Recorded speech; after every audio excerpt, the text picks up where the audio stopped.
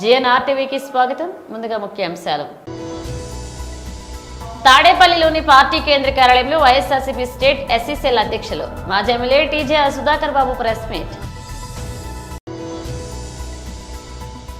అస్దుద్దీన్ ఓవైసీకి Mohammed Farooq jubilee strong counter.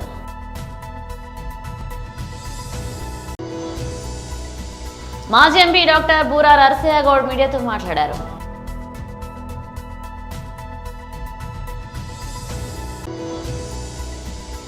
నౌకాదళ చరిత్రలో నారీ శక్తి తొలి మహిళా ఫైటర్ పైలట్ గా ఆస్థా పూనియా. తాడేపల్లిలోని పార్టీ కేంద్ర కార్యాలయంలో వైఎస్ఆర్సీపీ స్టేట్ ఎస్సీసీఎల్ అధ్యక్షులు మాజీ MLA TJ Sudhakar Babu press meet ఏర్పాటు చేశారు.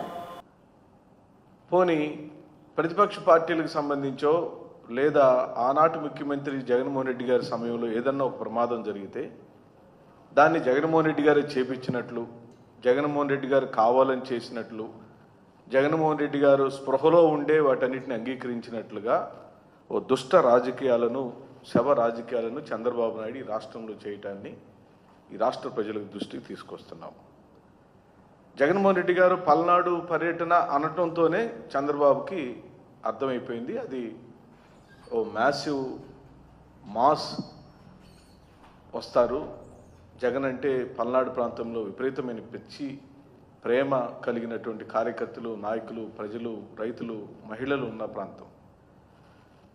ఓ కుటుంబ పరామర్శకు వెళుతున్న సందర్భంలో మేము పలానా తేదీకి పలానా సమయంలో పలానా చోట బయలుదేరి పలానా చోటుకి వెళుతున్నాము అని ఓ మాజీ ముఖ్యమంత్రి గారు ఈ రాష్ట్ర ప్రభుత్వానికి సమాచారం ఇచ్చి కేంద్ర కార్యాలయం నుండి తగు విధమైన రక్షణ వ్యవహారాలను కట్టుదిట్టంగా ఏర్పాటు చేయమని పొదిలి వెళ్ళినప్పుడు ఇలాగనే జరిగింది, అంతకుముందు శ్రీకాకుళం వెళ్ళినప్పుడు ఇలాగే జరిగింది, అనంతపురం జిల్లాకి వెళ్ళినప్పుడు ఇలాగే జరుగుతుంది, ఆయనకి ప్రమాదం పొంచి ఉంది అని మేము పదే పదే ఈ రాష్ట్ర ప్రభుత్వానికి వినతి పత్రాలు ఇస్తున్నప్పుడు ఏ ఒక్కరోజు స్పందించని ఈ ప్రభుత్వం పల్నాడు పర్యటనకు వెళ్ళేటప్పుడు కూడా ఉదాసీన వైఖరిని అవలంబించింది. ఇంకా పైగా ట్రాఫిక్ క్లియర్ చేయకుండా కావాలని, ఒత్తిడి జరగాలని, ప్రజలు ఇబ్బంది పడాలని, జగన్మోహన్ రెడ్డి యొక్క పర్యటన సజావుగా సాగకూడదని ఎక్కడ కూడా ట్రాఫిక్ని క్లియర్ చేయకుండా ఆయన్ని ఇబ్బంది పాలు చేశారు. ఇది కేవలం అసూయతో, కక్షతో, జగన్ అంటే ద్వేషంతో జరిగిన ఓ కుట్రపూరితమైన వ్యవహారం. ఎందుకండి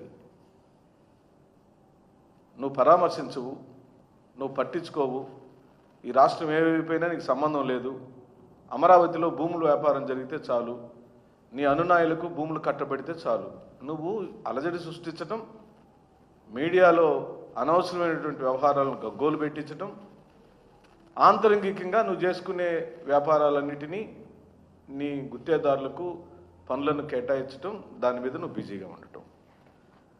ఎందుకు నువ్వు ఆత్మ పరిశీలన చేసుకో? ఒక్క సంవత్సర కాలంలోనే మాజీ ముఖ్యమంత్రి అయిన జగన్మోహన్ రెడ్డి గారు ఎక్కడికి వెళితే అక్కడికి తండోపతండాలుగా ప్రజలు వస్తున్నారు కదా, రైతులు వస్తున్నారు కదా, రైతు కూలీలు వస్తున్నారు కదా, మహిళలు ఎండైనా వానైనా ఏమాత్రం లెక్క చేయకుండా వస్తున్నారు కదా, ఇది నీ కంటికి కనపడట్లేదా? ఎందుకంత ధీరోత్తముడుగా జగన్మోహన్ రెడ్డి గారు ప్రజల మనసులో నిలిచిపోయాడో నువ్వు ఆలోచించవా చంద్రబాబు నాయుడు గారు? నువ్వు ఆలోచించపోగా నీ క్షుద్ర రాజకీయాలని రాష్ట్రం మీదకి నెట్టి అబండాలు వేయటం, వ్యక్తిత్వ హననం చేయటం, ఆయనకి గుడ్డ కాల్చి ఆయన మీద వేసి ఆ మరకను మేము కడుక్కునే విధంగా మమ్మల్ని మీరు ఆ విధమైన కార్యక్రమంలోకి నెట్టడం. ఇప్పుడు గుంటూరులో జరిగిన చీలి సింగయ్య గారి మరణం కూడా ఓ దురదృష్టకరమైన సంఘటనగా, ఓ పేదవాడైన దళితుడు మరణిస్తే జగన్మోహన్ రెడ్డి గారి మీద అభిమానంతో ఓ అభిమానిగా ఆ ర్యాలీకి వస్తే, ఆ ర్యాలీలో ఆయన మరణిస్తే దుఃఖసాగరంలో నా కుటుంబానికి నువ్వు ఓదార్చావా? నీకు బాధ్యత లేదా? అస్దుద్దీన్ ఓవైసీకి మహమ్మద్ ఫారూక్ షబ్లీ స్ట్రాంగ్ కౌంటర్ ఇచ్చారు. జై హింద్ ఫ్రెండ్స్. హైదరాబాద్ ఎంపీ గౌరవ అసదుద్దీన్ అవైసీ గారు ఏదైతే ఫ్లాష్ బ్యాక్ ఉందో ఆ ఫ్లాష్ బ్యాక్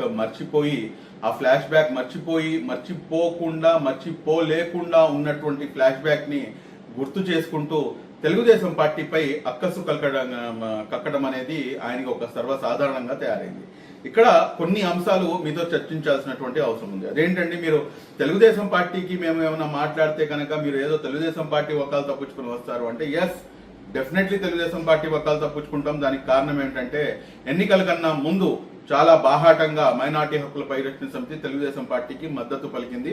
బీజేపీతో కలిసినా గానీ ముస్లింలు తెలుగుదేశం పార్టీతో ముందుకు వెళ్ళాలి అని చెప్పాము. ఆ చెప్పిన మాటకి మనం కట్టుబడి ఉన్నాము. అందులో ఎటువంటి అసలు లేదు. ఒకవేళ ఎక్కడైనా కానీ తప్పు ఉంటే తప్పు అని చెప్తాం. అందులో ఎటువంటి అసక్తి లేదు. కానీ ఇక్కడ అసదుద్దీన్ అవైసీ గారు పదే తెలుగుదేశం పార్టీ సుప్రీమో నారా చంద్రబాబు నాయుడు గారిని ఎన్నికల కన్నా ముందు మరియు ఎన్నికల కన్నా తర్వాత ఏదైతే ఫ్లాష్ బ్యాక్ ఉందో ఆ ఫ్లాష్ బ్యాక్ అయితే నేను చెప్పదలుచుకోవట్లేదు. కానీ ఇదే విధంగా కనుక కొనసాగితే కనుక ఖచ్చితంగా ఆ ఫ్లాష్ బ్యాక్ అనేది ప్రజల ముందుకు పటాపంచలు చేయాల్సినటువంటి అవసరం ఎంతైనా ఉంటుంది. ఎందుకంటే వాస్తవానికి చూసుకుంటే ఏంటంటే, పోలీసులకి చూస్తే దొంగలకి ఎప్పుడు కూడాను భయంగా ఉంటుంది, భయపడుతూనే ఉంటారు. నేను దీనికన్నా మించి ఇంకెక్కువ ఏది కూడాను మాట్లాడదలుచుకోలేదు. కానీ అసదుద్దీన్ అవైసీ గారు ప్రజాస్వామ్యం గురించి మాట్లాడుతున్నారు. ప్రజాస్వామ్యం గురించి మాట్లాడుతూ ఇక్కడ ప్రజాస్వామ్యం ఎక్కడ ఉంది, ప్రజాస్వామ్యాన్ని తుంగల తొక్కుతున్నారు కదా అని చెప్పేసి అంటున్నారు. ఇదే సిఐఏ ఎన్ఆర్సీ సమయంలో మిమ్మల్ని పెట్టి ఇక్కడ మేము ఒక పెద్ద ప్రోగ్రామ్ ఆర్గనైజ్ చేయాలని చెప్పి చూస్తే అప్పట్లో ఉన్నటువంటి మీ దోస్తు గారి సర్కారు, మీ మిత్రుడి సర్కారు వైఎస్ జగన్మోహన్ రెడ్డి గారు స్పష్టంగా మీరు రాకుండా అడ్డుకునే ప్రయత్నం చాలా స్పష్టంగా చేసిన మాట మీకు తెలీదా? మీ మనసులకి తెలీదా? అయినా కానీ మీ మిత్రుడు కాబట్టి మీరు దాన్ని దిగమింగారు. కానీ మీరు ఇప్పుడు ఉన్నటువంటి కూటమి ప్రభుత్వం అధికారంలో ఉండి మీరు నిన్నగాక మొన్న ఆదోనిలోకి వచ్చారు. దాని తర్వాత 30న మీరు కర్నూలులోకి రావటం జరిగింది. మిమ్మల్ని రాకుండా ఆపేటటువంటి ప్రయత్నం ఇక్కడ ఉన్నటువంటి ప్రభుత్వం చాలా స్పష్టంగా చేయవచ్చు.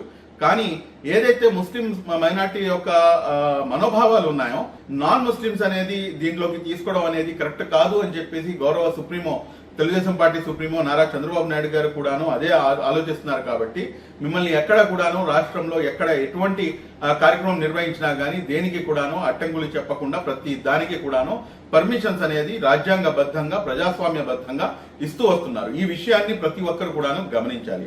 అంతేకాకుండా ఇప్పుడు ఈయన మాట్లాడుతున్నటువంటి మాట ఇంకోటి ఏమిటంటే, తెలుగుదేశం పార్టీలో ఉన్నటువంటి ముస్లిం నాయకులు, అదేవిధంగా తెలుగుదేశం పార్టీకి సపోర్ట్ చేస్తున్నటువంటి వారు తెలుగుదేశం పార్టీ నుంచి బయటకు వచ్చేయాలి అని చెప్పేసి మీరు చెప్తున్నారు. మరి ఇప్పుడు మీరు ఇదే మాజీ ఎంపీ డాక్టర్ బూరా నరసింహగౌడ్ మీడియాతో మాట్లాడారు. అందరికీ నమస్కారం. ఈరోజు మీడియా సమావేశానికి విచ్చేసిన మీడియా మిత్రులందరికీ మనస్ఫూర్తిగా ధన్యవాదాలు. ప్రధానంగా ఈరోజు చర్చాంశం ఏంటంటే, ప్రెస్ మీటు కాంగ్రెస్ అధ్యక్షులు ఖర్గే గారు ఎల్బీ స్టేడియంలో నిర్వహిస్తున్నటువంటి సామాజిక అన్యాయ సభ గురించి, సామాజిక న్యాయ సభ కాదు, ఇది సామాజిక అన్యాయ సభ గురించి ఈ వేదిక నుంచి బీజేపీ పార్టీ తరఫున 4 కోట్ల తెలంగాణ ప్రజల తరఫున కాంగ్రెస్ అధ్యక్షులకు మరియు ముఖ్యమంత్రికి ప్రశ్నించడం జరుగుతుంది. ఈ సభలో వారు, ఈ ప్రభుత్వం ఏర్పడి 18 నెలలైంది, ఈ సభలో వారు జవాబు చెప్పాల్సిన అవసరం ఉంది. మొట్టమొదటిగా వారు మంచి స్లోగన్ పెట్టారు, జై బాపు, జై భీమ్, జై సంవిధాన్. నిజంగా చెప్పాలంటే జై బాపు, జై భీమ్, జై సంవిధాన్ ఈ ముగ్గురిని అంటే 3 పేర్లను విధ్వంసం చేసింది, భావజాలంగా హత్య చేసింది కాంగ్రెస్ పార్టీ. నేను ఆరోపిస్తున్నాను, మీకు క్లుప్తంగా కూడా చెప్తాను. ఈరోజు ఏదైతే బాపు ఆశయాలు ఉన్నాయో, స్వరాజ్యము, గ్రామ స్వరాజ్యము, అవినీతి రహిత ప్రభుత్వము, లేదా పారంపర్య రాజకీయాలు కాకుండా ప్రజా స్వామ్యబద్ధంగా నడిపియాలనో అనే గాంధీ పేరును కూడా కబ్జా చేసి, పాపం గాంధీ కుటుంబ సభ్యులు ఎక్కడ పోయినరో ఎవరికి పత్తా లేదు, గాంధీ పేరును కూడా కబ్జా చేసి ఈ యొక్క డూప్లికేట్ గాంధీలందరూ నెహ్రూ గారి వంశం ఎట్లయితే మతం మార్పిడి జరిగినట్లు పేరు మార్పిడి కూడా జరిపి ఈరోజు యావత్ భారతదేశాన్ని ఉన్నటువంటి సమస్యలన్నిటికీ ప్రధాన కారకులు ఈ నెహ్రూ కుటుంబం, నెహ్రూ డూప్లికేట్ గాంధీలని కాంగ్రెస్ పార్టీ అని ఈ సందర్భంగా మేము చెప్పడం జరుగుతుంది. అదేవిధంగా జై భీమ్. నిజంగా భారత నౌకాదళ చరిత్రలో ఓ సరికొత్త అధ్యాయం లిఖితమైంది. Sub lieutenant Aastha Poonia navy fighter pilot గా శిక్షణ పొందిన మొట్టమొదటి మహిళా అధికారిగా చరిత్ర సృష్టించారు. లింగ సమానత్వం దిశగా నౌకాదళం వేసిన కీలక అడుగు భవిష్యత్తులో మరింత మంది మహిళలు సాయుధ దళాల్లో ఉన్నత బాధ్యతలు చేపట్టేందుకు స్ఫూర్తినివ్వనుంది. ఐఎన్ఎస్ డేగాలో జూలై 3న జరిగిన second basic Hawk conversion course స్నాతకోత్సవంలో ఆస్థా పూనియా ఈ అరుదైన ఘనతను సాధించారు. ఈ కార్యక్రమంలో ఆమె లెఫ్టినెంట్ అతుల్ కుమార్ దుల్తో కలిసి ఏప్సీ ఎన్ఎస్ air rear admiral Janak Bevli చేతుల మీదుగా ప్రతిష్టాత్మక వింగ్స్ ఆఫ్ గోల్డ్ పురస్కారాన్ని అందుకున్నారు. ఈ విషయాన్ని భారత నౌకాదళం ఎక్స్ వేదికగా వెల్లడించింది. ఇప్పటికే మహిళా అధికారులు పైలట్లుగా, నేవల్ ఎయిర్ ఆపరేషన్స్ ఆఫీసర్లుగా హెలికాప్టర్ నిఘా విమానాల్లో విధులు నిర్వహిస్తున్నారు. అయితే అత్యంత కీలకమైన ఫైటర్ స్ట్రీమ్లోకి ఓ మహిళా పైలట్ను తీసుకోవడం ఇదే ప్రథమం. నారీ శక్తిని ప్రోత్సహిస్తూ నౌకాదళ వైమానిక విభాగంలో మహిళలకు సమాన అవకాశాలు కల్పించాలనే నిబద్ధతకు ఈ చారిత్రక ఘట్టం నిదర్శనమని నేవీ పేర్కొంది. ఆస్థా పూనియా విజయం అడ్డంకులను అధిగమించి ఓ నూతన శకానికి నాంది పలికిందని ప్రశంసించింది. సికింద్రాబాద్ ఉజ్జయిని మహంకాళి అమ్మవారికి మొదటి బోనాన్ని అత్తిలి కుటుంబం సమర్పించింది. ఇక అమ్మవారి బోనాల జాతరను పురస్కరించుకుని ప్రతి సంవత్సరం మొదటి బోనం అత్తిలి కుటుంబం నుండి సమర్పించడం ఆనవాయితీగా వస్తుంది. అత్తిలి అరుణ శ్రీనివాస్ గౌడ్ ఆధ్వర్యంలో రామ్గోపాలపేట నుండి ఆలయం వరకు తొలి బోనంను జోగిని శ్యామలు తీసుకొచ్చారు. సనత్ నగర్ ఎమ్మెల్యే తలసాని శ్రీనివాస్ యాదవ్ బోనంకు ప్రత్యేక పూజలు సమర్పణ చేశారు. జోగిని శ్యామల బోనంతో అమ్మవారిని సమర్పించుకుంటూ నృత్యాలు చేస్తూ భక్తి పరవశంతో ఆలయానికి చేరుకున్నారు. గర్భగుడిలో జోగిని శ్యామల బోనంతో అమ్మవారిని స్మరించుకుంటూ నృత్యాలతో ప్రాంతాన్ని ఆధ్యాత్మిక గా మార్చారు. ఉజ్జయిని మహంకాళి అమ్మవారు శుక్రవారం శాకాంబర అలంకరణలో భక్తులకు దర్శనమిచ్చారు. ఆషాఢ మాసం గోల్కొండ జగదాంబిక అమ్మవారి నుంచి ప్రారంభమైనటువంటి ఉత్సవాలు సికింద్రాబాద్ ఉజ్జయిని మహంకాళి దేవస్థానం, ఉమ్మడి దేవాలయాలు, హైదరాబాద్, తెలంగాణ వ్యాప్తంగా అంతా వారి బోనాల జాతర ప్రారంభం కావడం జరిగింది. ఎక్కడ చూసినా కానీ లక్షలాది సంఖ్యలో భక్తులు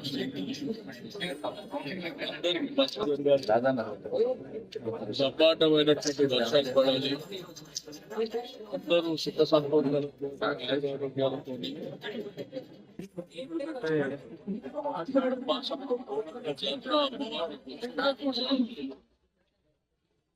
అందరికీ మంచి జరగాలనే దానికోసం మీకు అందరికీ తెలుసు 2014 అంటే తెలంగాణ రాష్ట్రం రాకముందు రాష్ట్ర పండుగ అనౌన్స్ చేయాలని చెప్పి చాలా డిమాండ్ ఉన్నప్పటికీ కేసీఆర్ గారు ముఖ్యమంత్రి అయిన తర్వాతనే రాష్ట్ర పండుగగా అనౌన్స్ చేయడమే కాకుండా ఈ రాష్ట్రంలో జరిగినటువంటి పండుగని దేశవ్యాప్తంగా విశ్వవ్యాప్తంగా చేసినటువంటి పరిస్థితి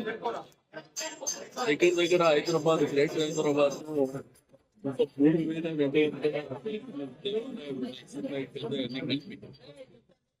ఆ దేవాలయాల్లో వాళ్ళు పూజలు చేసుకోవాలంటే చందాలు వసూలు చేసుకొని బస్తీలలో, షాపులలో అవన్నీ రూపుమాపి ప్రభుత్వం వాళ్ళకు ఆర్థిక సాయం అందించేటువంటి కార్యక్రమానికి కూడా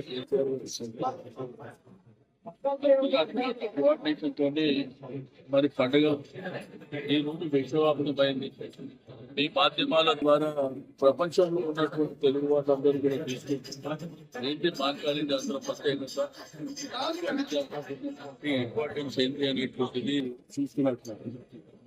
అయితే మనకు 13వ తారీఖు నాడు మరి మధ్యరాత్రి అర్లీగా వస్తుంది. ఆ తర్వాత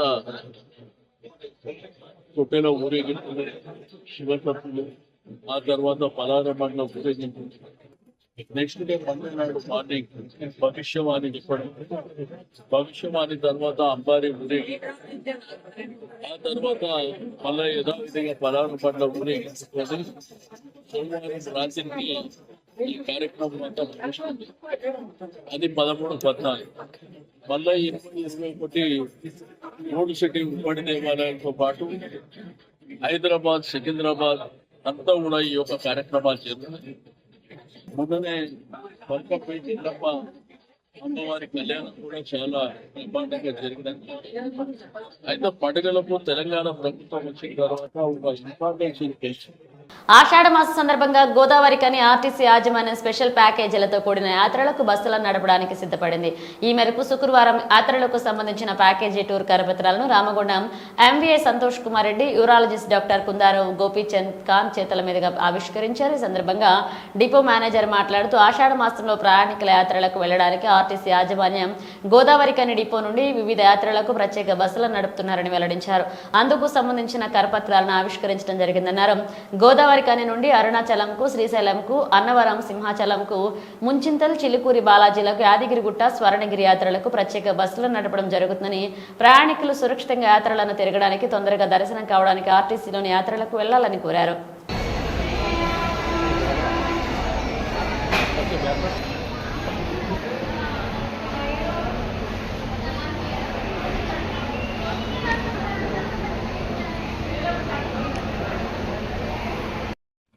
తెలంగాణ రాష్ట్ర సంస్థ గోదావరిలో యాత్రా ప్రదేశాలకు ప్రత్యేక బస్సులు ఏర్పాటు చేయడం జరిగింది. మరి ఈ ఆషాఢ మాసం సందర్భంగా మరి ఈ నెల జూలై మంత్ క్యాలెండర్ ఆవిష్కరణ చేయడం జరిగింది. ఈ సమావేశానికి సంతోష్ ఎంబీఏ గారు, అదేవిధంగా గోపికాంత్ గుండారత్ గారు, మేడం గారు రావడం చాలా సంతోషంగా ఉన్నది.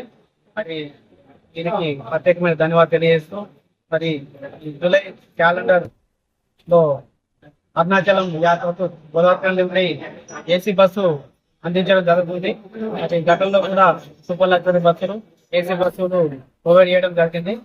భక్తుల కోరిక మేరకు వివిధ క్షేత్రాలైన శ్రీశైలం, అన్నవరము, తర్వాత చిలుకూరు బాలాజీ, ముచ్చింతలు, ఇవే కాకుండా మరి రాబో రోజులలో రామేశ్వరం, తర్వాత షిరిడి, అయోధ్య, కాశీ ఇలాంటి పుణ్యక్షేత్రాలకు ప్రత్యేకమైన బస్సులు ఏర్పాటు చేయడం జరుగుతుంది.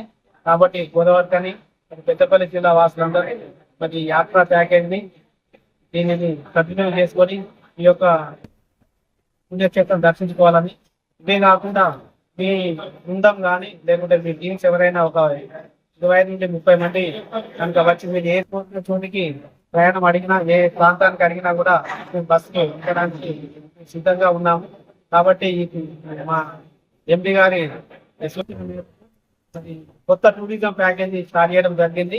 మరి గత వారం స్వర్ణగిరికి 50 గంటలకు బస్సులు ప్రత్యేక బస్సులు ఏర్పాటు చేయడం జరిగింది.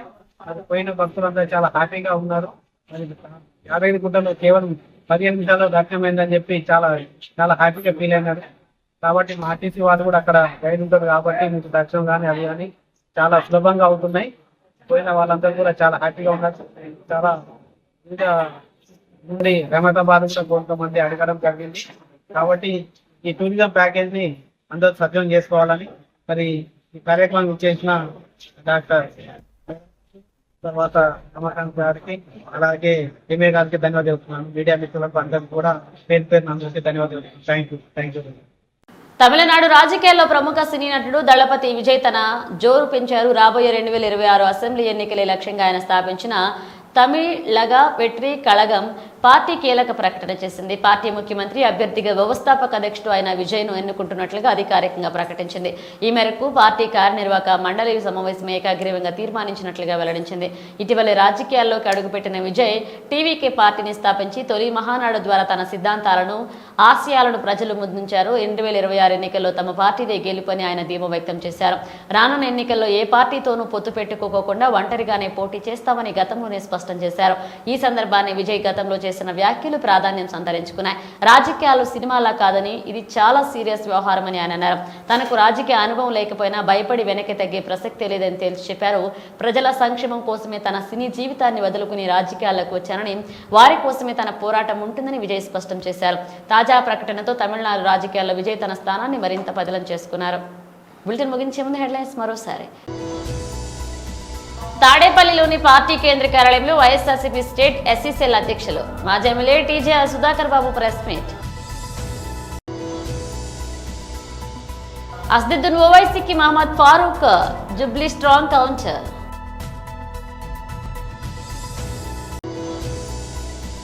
మాజీ ఎంపీ డాక్టర్ బూరా నరసయ్య గౌడ్ మీడియాతో మాట్లాడారు.